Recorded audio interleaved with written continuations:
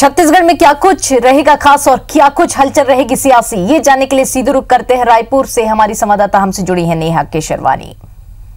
नेहा, क्या कुछ सियासी हलचल आज देखने को मिलने वाली है छत्तीसगढ़ में?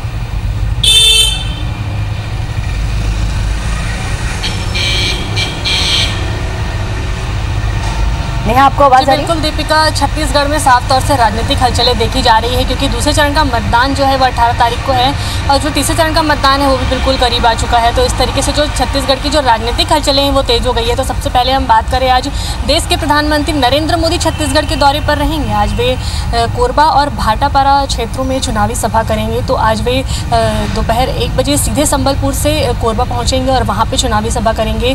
कोरबा सीट से जो बीजेपी प्रत्याशी ज्योतिरादित्य दुबे, उनके पक्ष में जो ये चुनावी सभा है वो की जा रही है। उसके बाद वे वहाँ सभा को संबोधित करने के बाद दोपहर उसके बाद वो सीधे भाटापारा निकल जाएंगे। ये भी बताया जा रहा है कि भाटापारा में जो चुनावी सभा रखी गई है वो रायपुर लोकसभा सीट से बीजेपी प्रत्याशी सुनील सोनी के पक्ष में रखी गई है।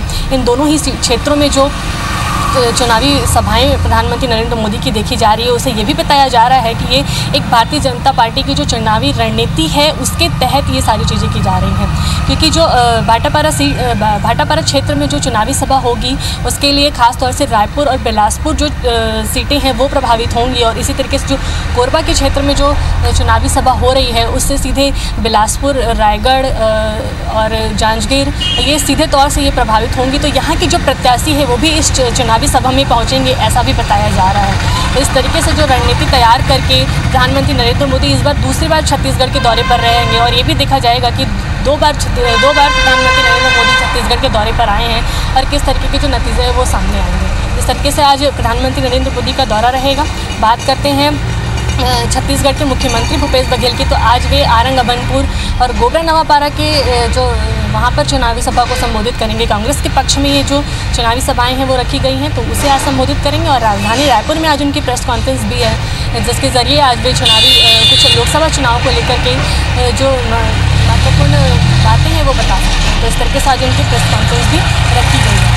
बात करें केंद्रीय मंत्री उमा भारती की, तो आज वे भी आज छत्तीसगढ़ में रहेंगी और ख़ास तौर से भारतीय जनता पार्टी के पक्ष में जो ये प्रचार करेंगी। तो आज वे केंद्रीय मंत्री उमा भारती जो है आरंग में रहेंगी और भाजपा के पक्ष में जो है चुनावी प्रचार करेंगी। और इसी तरीके से आपको सबसे महत्वपूर्ण बात बता दें कि जो दूसरे चरण का मतदान 18 अप्रैल को है, जिसके लिए आज जो चुनावी शोर है वो थम जाएगा, प्रचार प्रसार का जो दामन है वो बिल्कुल थम जाएगा। तो उसके लिए जो तीनों सीटों पर राजनांदगांव, महासमुंद और कांकेर, तीनों ही लोकसभा सीटों के लिए जो चुनावी प्रचार है वो थम जाएगा और आज से जो है जिस तरीके के जो दौरे हैं, चुनावी सभा है वो बिल्कुल बंद कर दिए जाएंगे। और ख़ास तौर से वहाँ पर तीनों ही सीटों पर जो चुनावी 18 अप्रैल को जो मतदान है वो होंगे, उसके लिए जो पूरी तैयारियां हैं वो कर ली गई हैं। जी दीपिका।